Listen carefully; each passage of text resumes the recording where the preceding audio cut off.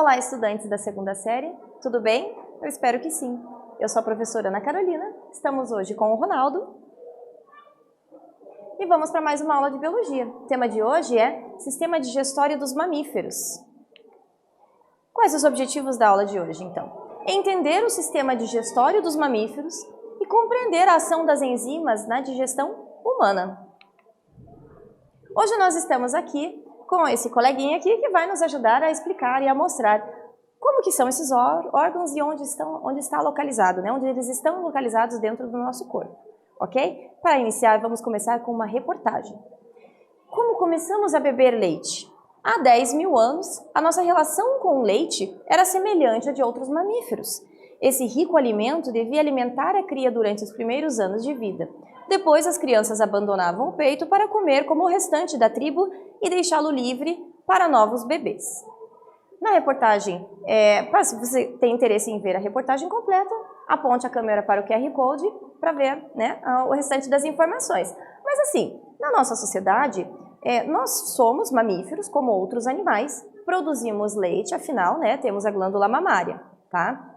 Essa glândula mamária vai produzir uma quantidade determinada de leite durante os primeiros anos de vida, que é quando o bebê depende exclusivamente da mãe, certo? Depois de uma certa idade, quando ele começa a se alimentar de outras coisas, já não há mais a necessidade do leite. Afinal, a espécie humana é a única espécie animal que continua se alimentando de leite de outras espécies ao longo da vida, né? Seja na forma de leite ou derivados, ok? E aí vem o questionamento. Se mamíferos fazem parte desse grupo justamente por possuírem glândulas mamárias, por que algumas pessoas são intolerantes à lactose? O que acontece durante a digestão dos alimentos? Bom, a intolerância à lactose, o que é a lactose? A lactose é o açúcar do leite, certo? Então, durante a digestão, a gente produz substâncias que vão quebrar esse açúcar para ser utilizado no corpo, ok? Quando nós somos bebês, como você foi bebê, quando eu era bebê, nós produzíamos uma grande quantidade dessa substância, que é uma enzima, que quebra essa lactose. Conforme a gente vai crescendo, vai se alimentando de outros alimentos, naturalmente essa produção dessa enzima reduz, tá? Porque entende-se que nós não nos alimentaremos mais de leite. É por isso que algumas pessoas, né, que produzem menos ainda, de fato são intolerantes à lactose. O papel das enzimas nós vamos ver mais para frente. Com relação à nutrição dos mamíferos em geral, né? Então existem mamíferos que são herbívoros, que são aqueles que vão se alimentar de plantas, os carnívoros que vão comer carne, onívoros que comem um pouco de tudo, insetívoros que vão se alimentar de insetos, piscívoros que se alimentam de peixes, entre vários outros. Então são vários nichos tróficos, né? Que vão depender do habitat daquele animal, do que ele vai se alimentar, né? De que tipo de ser vivo que ele vai se alimentar, ok? O que todos temos em comum é que temos um sistema digestório completo, ou seja, inicia na boca e ele finaliza no ânus, ok? O que de fato o sistema digestório faz? Então, nós temos sucos digestivos que têm enzimas, proteínas capazes, né, de quebrar esse alimento. Quebrar está entre aspas, porque na verdade a gente está dividindo esse nutriente em pedacinhos pequenininhos para que eles possam ser utilizados pelo corpo, tá? E os restos serão eliminados pelo ânus na forma das fezes, tá? Aqui nós temos as glândulas que ficam localizadas na boca, né, que vão nos ajudar na digestão, e também temos aqui um órgão muito importante que eu fiz questão de colocar aqui na imagem, que é o fígado.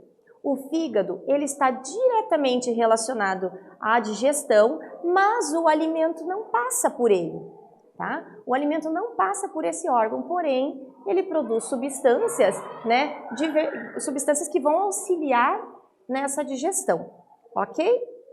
Ó, vamos continuar. Com relação aos mamíferos ruminantes. Ruminante é aquele animal que mastiga ao longo do dia várias vezes aquele alimento. Sim, ele vai mastigar várias vezes esse alimento. Então, vaca, boi, girafa, né? Que em geral são os herbívoros, tá? São aqueles que não conseguem digerir a celulose, né? Então, exemplo, boi, vaca, girafa, carneiro, entre outros, ok? Bom, sobre a alimentação, né, dos mamíferos, a gente consegue descobrir que tipo de alimentação que esse animal tem através dos dentes. Então, aqui na imagem, é possível ver dois crânios, né, que possuem ali diferentes tipos de dentes, tá? Então, existem 4 tipos específicos de dente, que são os incisivos, os caninos, os premolares e os molares, tá? É possível descobrir se o animal é carnívoro, onívoro ou herbívoro somente olhando os tipos de dentes que eles têm. Então, por exemplo, um animal que seja herbívoro, como esse primeiro aqui da imagem, ele vai ter os incisivos aqui na frente e os molares e premolares. Tá sentindo falta de um dente, né? Pois é, ele tá na outra imagem aqui, que são os dentes caninos, aqueles mais pontudos, o dente do vampiro, sabe? Então, os animais que se alimentam de carne ou aqueles que são onívoros, eles vão apresentar o canino, tá? Se o canino, o dente canino for bem grande, muito provavelmente esse animal é carnívoro, ok? Se ele for um pouco menor e tiver todos os outros tipos de dentes também, quer dizer que é um animal onívoro, se alimenta um pouco de tudo, ok? E a digestão entre os humanos, né? Como que ela acontece? Então, nosso sistema digestório, ele é constituído pela boca, pela faringe, esôfago, estômago, intestino e ânus, como vocês podem ver nessa imagem, né? Aqui seria a jornada do cheeseburger, tá? Então, ele entra pela boca, vai ser mastigado, vai formar um bolo que vai seguir todo esse caminho até, de fato, sair pela última saída ali, que seria o ânus na forma de fezes, ok? Vamos falar partes por parte. A boca. A boca, então, ela vai iniciar com a digestão mecânica, feita pelos dentes. Os dentes, eles vão mastigar esse alimento e vai fazer a digestão mecânica. Mas não é só isso. Nós temos várias glândulas, 3 glândulas especificamente, na boca, que produzem, né, que contém uma enzima que já vai iniciar a digestão química. Isso quer dizer que na boca a gente tem a digestão mecânica e química. Ok? Tá? As glândulas, como na imagem você pode ver, nós temos a glândula parótida, a submandibular e a sublingual, que vão liberar a saliva. Essa saliva vai ajudar, né, com que o alimento desça mais facilmente pela faringe, tá? E vão iniciar já a digestão, principalmente dos carboidratos, tá? Então, aqui está mostrando melhor como acontece a digestão na boca. Então, boca, faringe, esôfago e faringe, né? Então, nós temos essa enzima que é chamada de pitialina ou amilase salivar, que digere o amido e outros polissacarídeos, tá? E são os movimentos peristálticos, são movimentos feitos pelos músculos que vão permitir que o alimento, após ser mastigado, ele siga seu caminho até chegar no estômago, do estômago para os intestinos. Certo? Como aqui na imagem, então, ó, nós temos no nosso modelo aqui, né?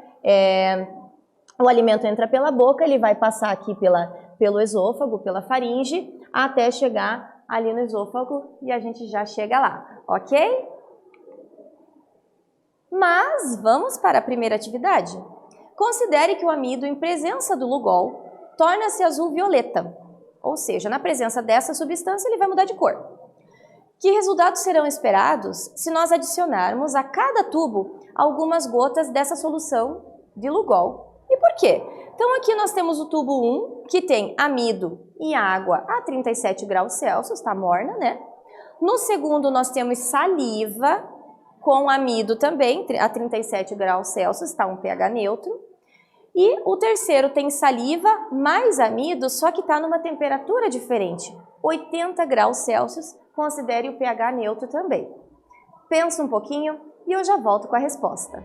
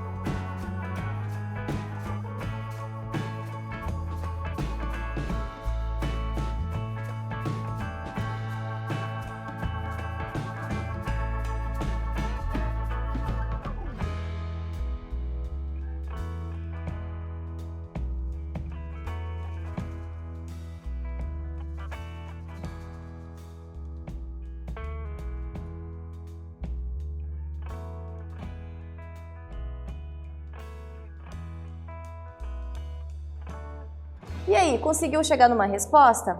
Presta atenção. Nos tubo 2 e no tubo 3 tem saliva. E a saliva, ela tem aquela enzima que já começa a fazer a digestão dos alimentos. Lembram disso? Bom, o tubo 1 ele fica com a cor azul-violeta, tá? Já que tem amido, ok? Então, mudou ali a coloração. No tubo 2, o amido é digerido por essa amilase, aquela enzima que eu comentei com você. Portanto, não vai ficar azul-violeta. Já no tubo 3, a amilase foi desnaturada pela temperatura, portanto, vai ficar azul-violeta. O que significa desnaturada? Quando você aquece uma determinada enzima, ela vai desnaturar, ou seja, as moléculas dela vão ficar diferentes do que era anteriormente, certo? Então, ela não vai conseguir agir como ela agiria se estivesse em temperatura ambiente ou somente morninha, ok? Então, desnaturou, ela perdeu a sua força de ação, com isso, mudou a coloração, o amido agiu ali em cima do Lugol, ok? E aí, de fato, o estômago, né? Então, no estômago, o bolo alimentar ele vai ser armazenado e misturado com o suco gástrico. A liberação desse suco gástrico vai ser controlada pelo hormônio gastrina. Então, aqui nesse GIF você consegue ver, né, que tem os sucos gástricos, né? Tá em espanhol ali, por isso tá jugos gástricos. O alimento ele vai receber esse suco gástrico para acontecer a digestão. Então, aqui, ó, vou chamar hoje meu colega aqui para me ajudar. Esse aqui seria o estômago. Tá?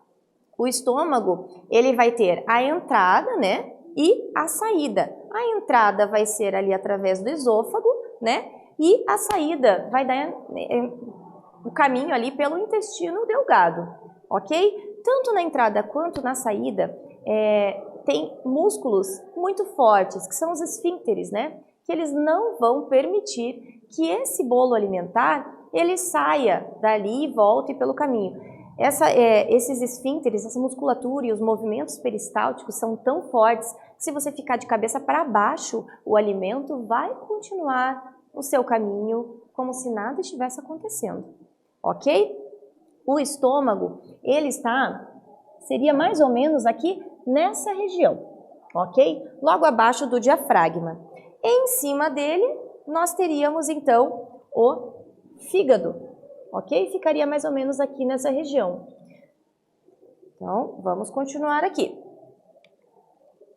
Então, esse estômago, né? Ele vai produzir uma enzima chamada pepsina, tá? Que vai quebrar as ligações químicas entre os aminoácidos das proteínas. Então, lembre-se, a digestão ela iniciou na boca, começou com a digestão mecânica e um pouco da digestão química com a amilase salivar, a pitialina, certo? Lá no estômago, a gente tem uma substância chamada pepsinogênio. Esse pepsinogênio vai se transformar, né, em contato com o ácido do estômago, que é um ácido fortíssimo, ácido clorídrico. Ele vai se transformar, né, em pepsina, que vai ajudar a quebrar as ligações entre as proteínas, certo? Então, quer dizer que a carne, por exemplo, ela vai ser digerida somente no estômago, tá? E aí vai se formar o quimo. Quimo é o bolo alimentar, né? Antes de ter os seus nutrientes absorvidos. Saindo, né? Logo saindo do estômago, a gente vai ter a aliação da bile e do suco pancreático. A bile, ela é produzida pelo fígado, certo? Então, o fígado, eu falei para vocês que tem um papel importante na digestão. E o papel importante é justamente que produz a bile. Essa bile que é produzida a mais, que a gente não utiliza, ela vai ser armazenada aqui na vesícula biliar, certo? Que algumas pessoas, por exemplo, acabam produzindo ali cristais, né? Que são as pedras na vesícula e daí precisam retirar. Essas pessoas que retiram, por exemplo, já vão ter um pouco mais de dificuldade de se alimentar de alimentos mais gordurosos, tá? Por quê? Porque a bile, ela ajuda a quebrar as moléculas de gordura, certo? Então, olha que papel importante que o fígado faz, né? Então, o alimento não passa por ele, porém ele produz as substâncias, as enzimas que vão quebrar as moléculas de gordura, tá? O suco pancreático, ele é formado pelo pâncreas, tá? Que também estaria aqui nessa região próxima ali entre o estômago e o fígado, tá? O pâncreas, ele produz esse suco pancreático que vai neutralizar ali os ácidos do estômago, né, para não machucar as vilosidades ali do intestino, ok? Então ele vai também ajudar na digestão dos carboidratos, então no restante da digestão do carboidrato que não foi digerido ali na boca ainda, no final da digestão das proteínas e também de outras substâncias que a gente teve através da alimentação, certo? Então os 3 órgãos estão ali em conjunto, como vocês podem ver ali na imagem. Então aqui tem o pâncreas, né? Aqui é essa entrada aqui do intestino, né? Então a gente tem o duodeno, que é a primeira parte ali, né? A vesícula biliar está próxima ali e o estômago. O fígado estaria aqui nessa parte de cima, ok? Depois que o alimento, né, o bolo alimentar, ele saiu do estômago, recebeu ali, né, o suco pancreático, a bile, e entrou de fato no intestino, aqui eu vou mostrar para você também o intestino, como é que ele é, né, como que ele fica no nosso corpo. Então aqui essa parte aqui seria o intestino delgado, aqui em volta nós temos o intestino grosso. Certo? A entrada do intestino delgado seria mais ou menos aqui, que tem ali o jejuno, o ilho, né? Que vai, o duodeno ali é a primeira parte do intestino, tá? Depois que ele passa por todas essas vilosidades, né? Essas curvinhas aqui, nós temos microvilosidades que são responsáveis pela absorção dos nutrientes, tá? Então, ao longo desses cerca de 8 metros, mais ou menos, de intestino que nós temos dentro da barriga, o alimento, ele vai, né? Esse bolo alimentar, ele vai passando aqui e vai absorvendo os nutrientes indo para a corrente sanguínea, certo? Ele vai entrar para o intestino grosso, lá no intestino grosso mais algumas coisas serão absorvidas para daí de fato sair na forma de fezes, ok? O intestino delgado, né, ele ficaria nessa região aqui, tá? Então a entrada dele estaria aqui, a saída seria pelo intestino grosso aqui, ok? A saída seria aqui atrás, tá? Que dá a entrada ali no reto, ok? Então vamos seguir aí. O intestino grosso, então, eu falei para vocês que ele vai absorver o restante dos nutrientes, ele tem algumas bactérias que vão ajudar nessa digestão e também vai ter uma absorção de água. Então, é no intestino grosso que a gente vai ter essa absorção da água, tá? Então, são bactérias ali que nós temos que habitam a nossa flora intestinal e que naturalmente estão ali, por exemplo, a Escherichia coli, tá? A E. coli. Elas vão fermentar, então vão gerar gases, vão gerar outros produtos, além de formar as fezes, ok? Então, entre esse processo todo, desde que você mastigou o alimento, até a saída pelo intestino grosso, através do formato de fezes, a gente tem aí em torno de 12 horas. 12 horas se você se alimentar de frutas, verduras, legumes, alimentos que tenham fibra e que tenham água suficiente também. Então você precisa beber água, ok? Se o intestino não está funcionando, né, como um reloginho, por exemplo, todos os dias, muito provavelmente você não está se alimentando de fibra suficiente ou água suficiente, ok? Vamos para a atividade 2 então. É uma questão da Universidade Federal do Rio de Janeiro. Uma pessoa só contrai a cólera se ela ingerir água contendo no mínimo 10 elevado a 8 vibriões, né? Um micro-organismo causador dessa doença. No entanto, se uma pessoa beber água contendo bicarbonato de sódio, que é um antiácido, são necessários apenas 10 elevado a 4 vibriões para iniciar a doença. Por que será que ocorreu essa diferença? Então você tinha ali 10 elevado a 8 vibriões, depois que a pessoa se alimentou, né, de algo que tinha bicarbonato de sódio, como um antiácido, que muitas pessoas que têm azia acabam, né, tomando, reduziu para 10 elevado a 4. Pensa um pouquinho e eu já volto com a resposta.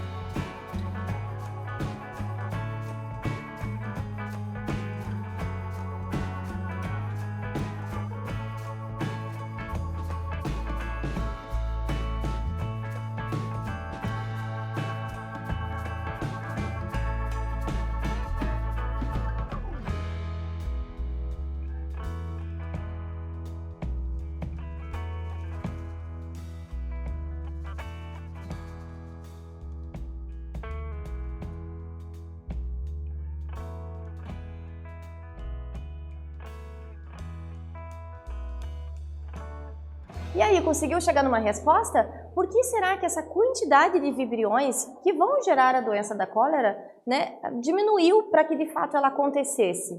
Bom, se você encontrou e descobriu que o culpado foi o antiácido, você está correto. O bicarbonato de sódio, ele vai neutralizar parte do suco gástrico. O suco gástrico é aquele ácido clorídrico que nós temos no estômago, né? E ele vai permitir com que mais vibriões sobrevivam. Esse suco gástrico, esse ácido clorídrico que nós temos no estômago, ele é fortíssimo, tá? Então ele ajuda a matar muitos micro-organismos, ok? Então é uma defesa meio que natural nossa. Mas e aí, como que acontece nos ruminantes, né? Eu comentei que os ruminantes eram vaca, girafa, né, carneiro, bode, mas como que é essa digestão deles, já que eles são herbívoros? Então eles comem essa celulose, né? Então, ó, no estômago desses ruminantes, né, existem micro-organismos, que são bactérias e protozoários, que fazem essa digestão da celulose. Isso quer dizer que não é o animal que faz a digestão. Tem ajuda de bactérias e protozoários. E onde eles estão? Eles estão justamente nessa primeira parte, ali no rumen, que a gente chama de pança também, né? Ou no barrete, que seria o retículo. Então, esses são os dois primeiros estômagos. O alimento entra, ele mastiga, né? Entrou pela boca, engoliu, vai para a primeira parte do intestino, que é o rumen, em seguida o retículo. Ali, bactérias e protozoários vão digerir a celulose. O animal, ele vai regurgitar esse alimento, vai para a boca novamente, ele vai mastigar novamente e vai engolir. Agora, vai para a terceira parte do intestino, que seria o omaso ou folhoso. Nessa parte vai absorver a água, tá? E ainda vai acontecer mais uma vez, vai ruminar mais uma vez esse alimento, para daí ir para o abomaso, que é o coagulador, né? Para finalizar essa digestão dos alimentos. Então, depois que terminou a digestão por todo, vai terminar no intestino, né? Que ele vai ser muito maior nos animais herbívoros. Animais que não são herbívoros não têm um intestino tão grande assim, ok? Mas é justamente por conta da celulose. Bom, nessa aula então nós falamos sobre a nutrição dos mamíferos, bem como o sistema digestório e adaptações para aproveitar de forma adequada a disponibilidade de nutrientes. Espero que você tenha gostado e até breve.